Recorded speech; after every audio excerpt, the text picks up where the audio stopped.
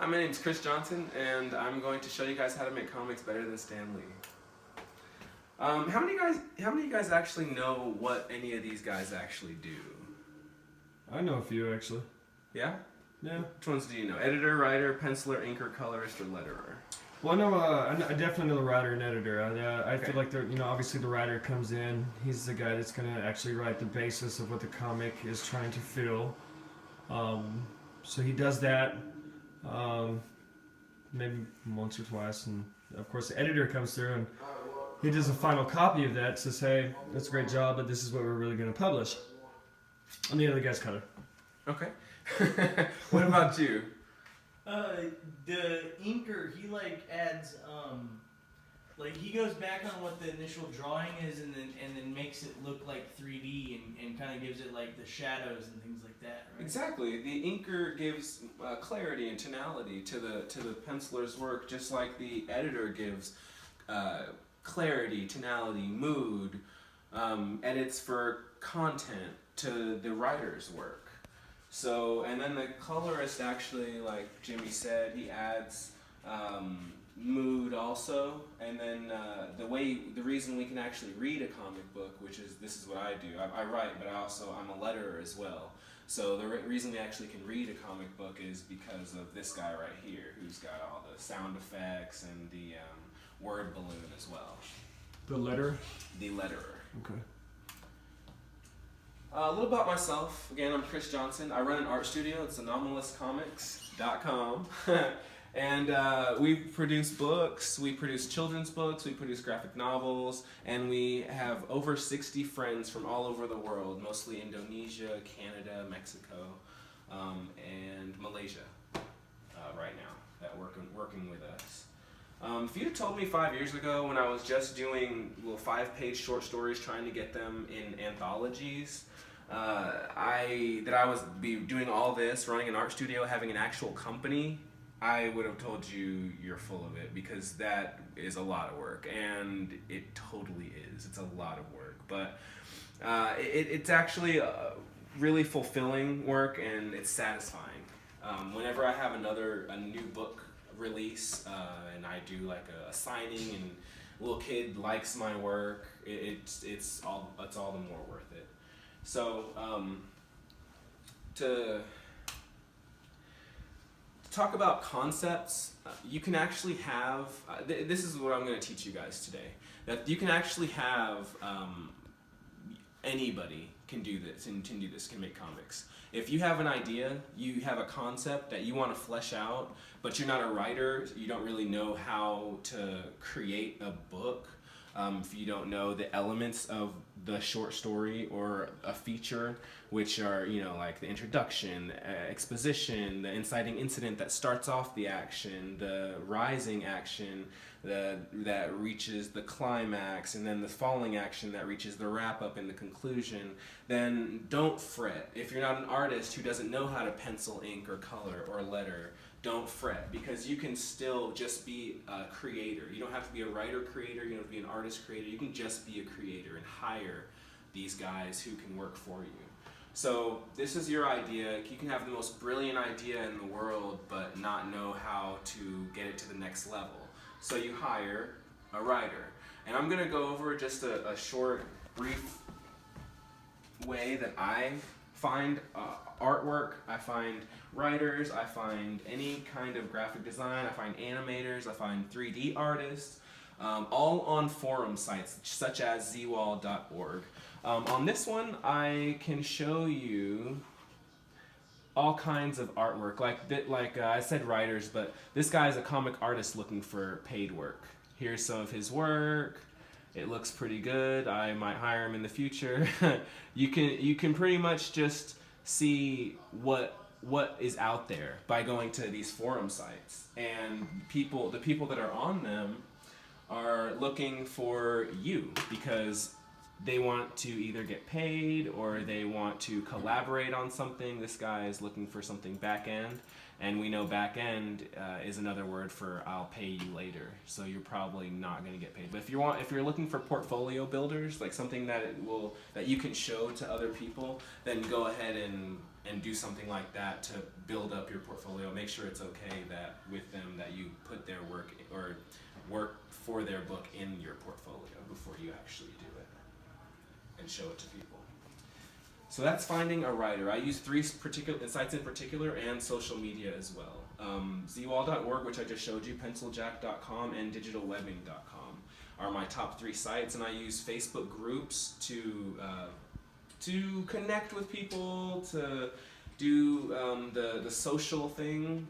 As far as pencilers and other artists go, they are all over social media, and they are in all the artist groups, all the comic book groups, all the Comic-Con groups. They're everywhere, and they're all looking to jump onto. One of the main reasons I decided to become Anomalous Comics and not just Chris Johnson, who writes, is artists want a home. Artists want a comic book company to work for. So one of the best ways to pitch something to them is by saying, hey, I have my stuff together. I am a company. I'm not just a guy. So that's one of the ways that I've kind of reached the next level when it comes to finding artists who are actually wanting to work with me. So then we have the script. There are a lot of different ways to create a script. So what I would tell you guys to do is just Google how to write a comic script, or Google sample scripts. Dwayne McDuffie, Alan Moore, those are 2 of my favorites. Dwayne McDuffie's descriptions are shorter, more concise and to the point, and Alan Moore's are completely opposite of that. They're super long, descriptive, flowery worded descriptions. You have to speak English as your first language, basically. You can't have an artist, you can't outsource that kind of work. But it is pretty much up to you. It's pretty much up to you how you want to write your script, and it's up to you how well you feel. A lot of times you're gonna get an outsourced artist because they're a lot cheaper, but they don't speak English as a first language, so there can be issues with that. Your breakdown, like it'd be harder to get to the end point, so to speak, maybe. Yeah, and sometimes they'll try to change your script up, and if there's a mood that you're trying to set and convey, number of panels, yeah. Like there's ways that to tell a story, and there's ways that kind of distract from the story, and a lot of times you as the writer, you know exactly what you want, but the artist won't actually see your vision. He'll have his own vision, and it might not line up with what you want. So Gotcha. and even if you're just the creator, you can still have your input on the actual vision of each page if you want. Even if you're not writing it or drawing it, you can have it be exactly as you want it. Still, just hire a writer who will pay attention and understand exactly what you're looking for. So finding an artist, like I said, I use a few sites, including Facebook groups, DeviantArt.com, Digital Webbing, ZWall, and PencilJack. Now, these sites, you can find artists who work for Marvel, DC, Image, and you have got to pay those guys up front. You cannot pay those guys back end. They will not do it. They only work on real projects, basically, and their page rate is relatively high. For pencilers, it can be upwards of $200 a page. For inkers, it can be upwards of $150 to $200 a page, and colors about the same. So you're looking at higher page rates. Writers actually So get. tell me, if we follow your steps, we could get to that $200 a page, and it wouldn't be a problem. Dude, if you follow my steps, you could be the next Marvel if you follow these steps. Cool. Hiring artists at this amount. So pencils are basically the blueprint of the comics architecture. They're the foundation. No, the script is the blueprint, and the pencils are the foundation. Mm-hmm. And we talked a little bit about that. Inks are where basically you're going to have a little bit more clarity and add a little more depth and shading, page definition, readability. Can you go back to that recent example before that? Yeah, to see the difference. Yeah. So pencils, inks, pencils to inks. And then we've got colors. Nice. So colors on the comic adds colors to the inks and sometimes to the pencils. Most times I will forego inks just because it's extra time and extra money that I generally do not have. Even though this page or this splash page looks really, really good because of the pencils were tight pencils, the inks were super, super crisp, and the colors are really moody and just blend really, really well from the light to the dark tones, or the warm, and all the warm tones as well. It's pretty cool. So the right colors can really make your inks look so amazing. You have no idea yet. So last but not least is the letters. So letter is responsible, like I spoke of earlier, for the comic book's text, fonts, word balloons, captions, narrations, and sound effects, as well as any logo credits and other aspects in the words and their design in the book. Our job, because I'm a letterer as well, is to be invisible, and what that means is basically we're there because people have to read the comic, but the letters cannot distract from the artwork. So the letters have to be perfect in a way. They have to be perfect to where they can be read but non-distracting. So yeah, so be clear enough and clarity enough to grab your attention and hold it enough, but not take it away for too long. Exactly. Gotcha, Like gotcha. like really good sound effects. Cool. You can hear them in your head. Yeah. You can hear really good sound effects in your head, but they're not taking the place of anything. They're not covering up any important artwork. Like if it's an animal growling, it's not covering up the face or anything on You there. remember it, but it wasn't where it really set out. Exactly. Gotcha. Exactly. Gotcha. So that's the letterer's Mhm. job, to be a little more invisible. The undesirables looks pretty nice. Yeah, so we've got inks to colors, and then with the letters on there. And if you'll also notice that this gets sized a little bit differently once it's lettered, the sizing. The letterer's job is also to size the book for print, which brings me to my next topic. I need a letterer, someone good, so you get me Chris Johnson. Or die. Nice. So printing. Picking a printer can be really, really difficult, but this is one that I've used for my first 3 books. I won't be using them for the next couple books, but the first 3 books I had really, really simple, easy time using them, and they worked really great. Ken Lloyd is a really amazing guy, and he just makes it really simple to create your own book. So you just type in the dynamics of whatever you're needing, the size of the paper, the quantity of books, the cover, inks or color, is it black and white, is it in color, things of that nature, and you'll be paying around $300 for 100 copies of any average 22 to 24 page book. So step 9 is the con circuit, and at Comic-Con, basically you take your book. So it's networking. Yeah, you're basically doing networking with people who are in the comic book industry, which is very, very, very, very, very important. I cannot stress how important it is to actually get your book in the hands of people. Once you have your book printed in your hands, it is your duty to distribute it. No one's going to distribute it for you unless you hire someone, but no one is going to distribute your book for you. And you can go to the forum sites and find a distributor, but I haven't found anyone who can do it better than myself. So Why is that? because you're the one who cares about your books. Thank you, Jimmy. You're the one who cares about your books. Some other person, people have even asked me, because I've gotten my books into 18 different stores, and they've asked me, hey, can you do this for mine? And I'm like, yeah, I could, but I mean, you can just do it yourself. Right. You know, I'm not going to care about your book like I care about mine, unless you're paying me enough to where it makes it worth my while, and then you're not making any money. And are you really reaching the right demographic that you're really trying to achieve? And if you're reaching the right demographic at Comic-Con, you're not gonna miss. But Right. you can miss depending on where you go in the city. Even if you go to a comic shop, you're not.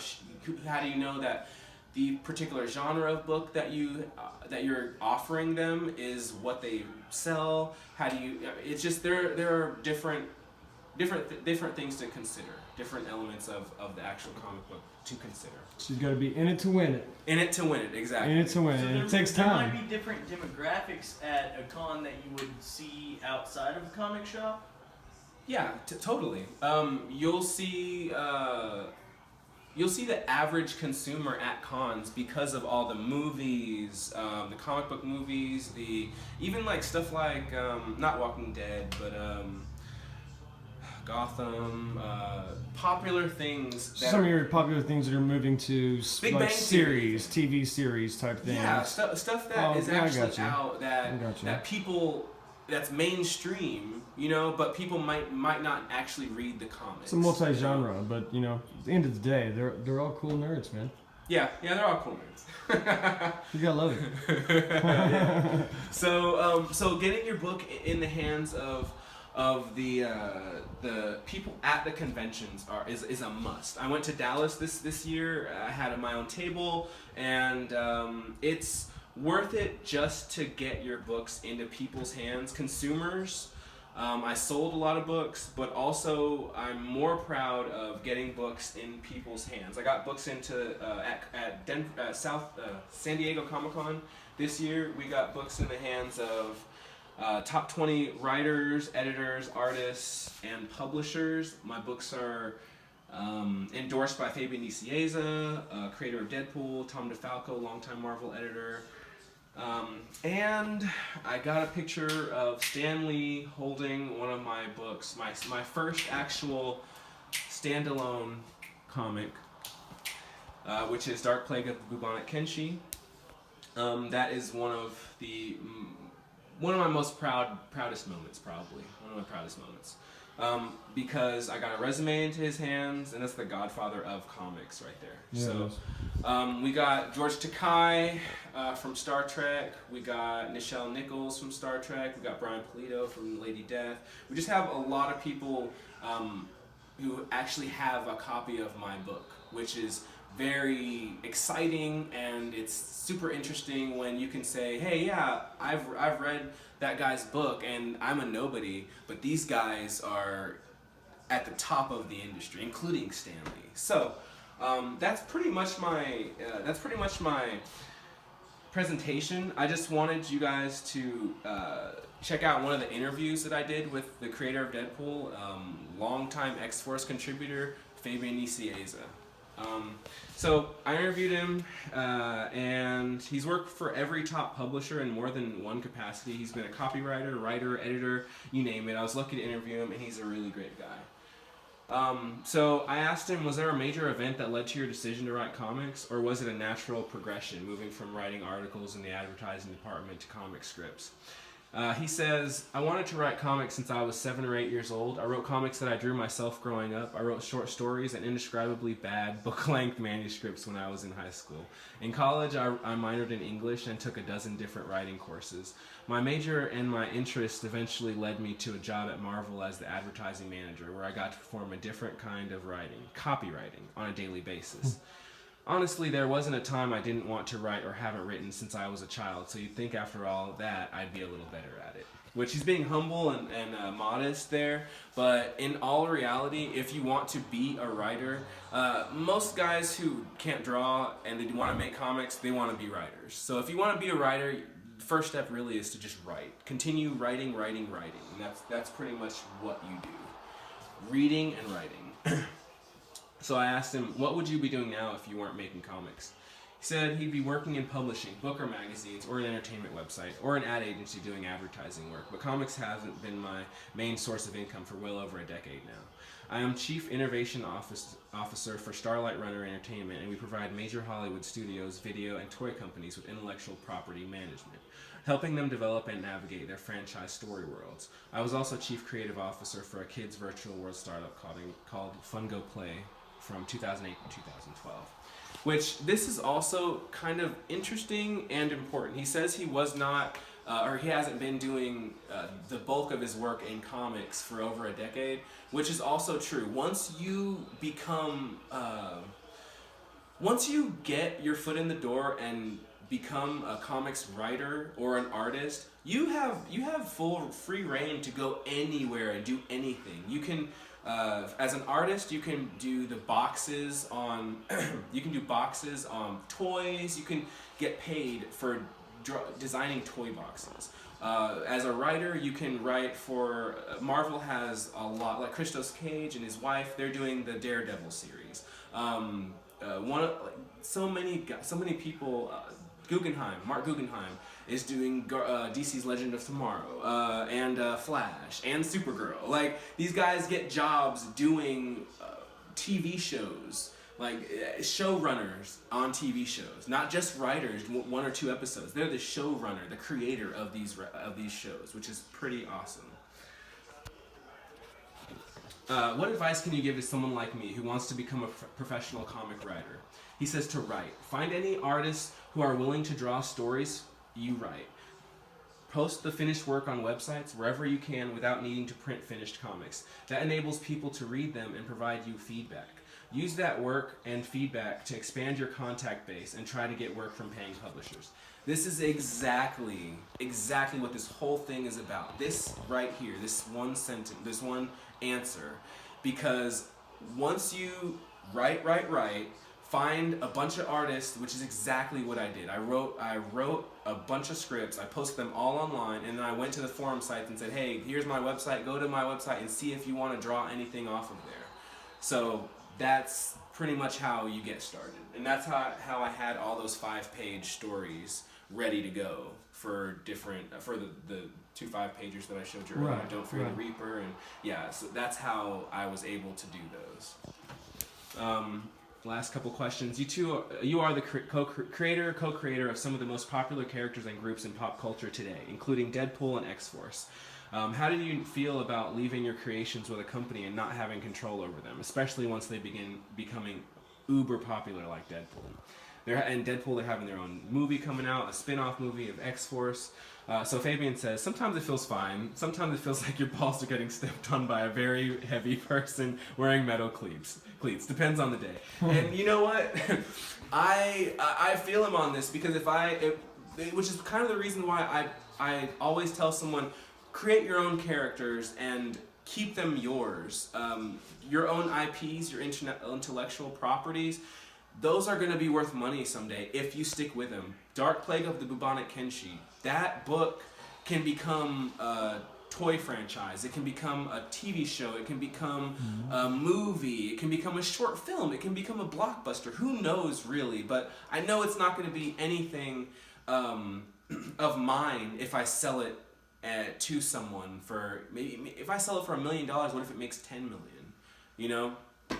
So all the work that I've done, I couldn't sell my babies like that. Gotcha. Currently, I work as a freelance letterer for small publishers, but hope to write and letter professionally. In your opinion, would it be smarter to try to get hired by a major publisher or continue with my creator-owned works? He says, I would continue to work for small publishers as a means of getting your work completed and seen. It also provides the material you would need to show a major publisher your skills in a far better fashion than a script would. Which is why I took all my books to Comic-Con. I'm telling you, if you take your books to Comic-Con, show them that you can actually produce something, they will be way more likely to want to work with you.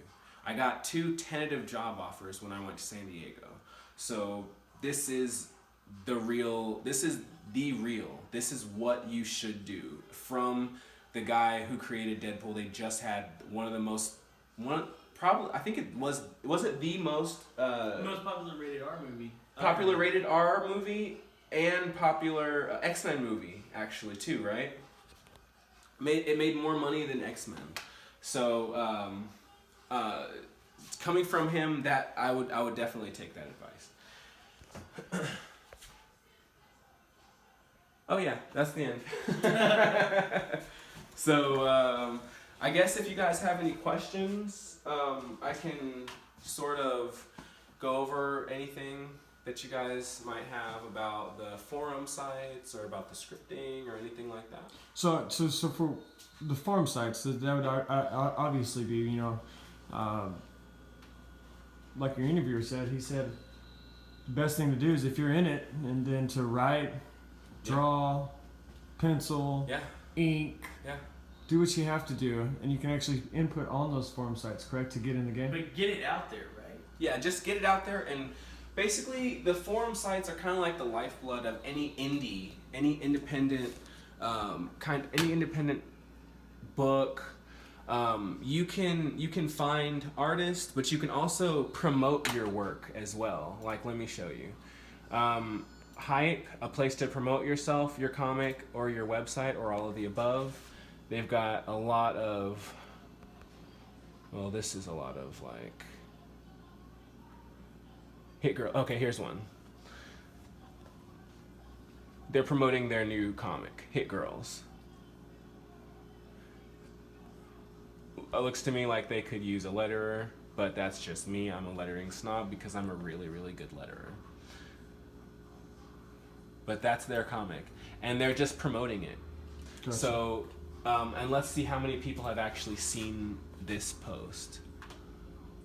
1,971 people have seen this post. Since Monday the 28th of November. I think that was when the last person Oh, posted last on post, it. okay. So there's 40 people that are posting on it.